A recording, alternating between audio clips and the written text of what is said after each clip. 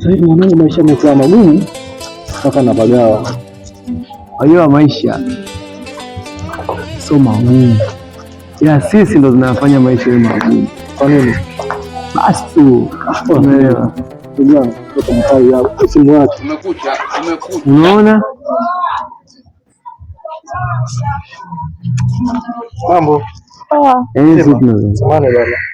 unaitwa nani? Nasra. Basi jina zuri kweli. Sasa Nasra, saidia namba yako ya simu basi, cheki basi, baadaye tuongee vizuri basi. Okay.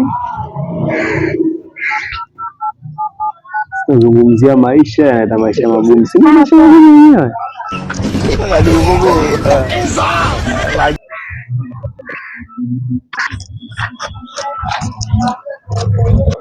Sasa sipata namba mtoto mkali mwanangu hapo kwa dada Beki. Yaani unaamika maisha magumu afu unaenda kuchukua, unaenda kutazama, unachukua namba ya chura. Unataka kufanyia maisha yako magumu kabisa. Sasa hivi vitu pia muhimu ujue. Poa. Kama muhimu poa. Tumia tu, si muhimu. Ndio mwanangu, sio poa. Kumbe nahisi hivi. Labda wewe ni mwenda wazimu. Usimai mambo. Sio mai tu, atakuita hadi mme. Kwa famasiani. Kaka, mtego huyu. Eti mai.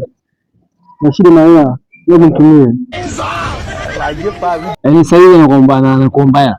Hii ni maajabu. Dada Beki, uli mkisanga.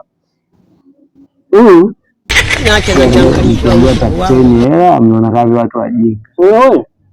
Koma kabisa, koma. Wewe kama umelaaniwa laana yako. Ukome.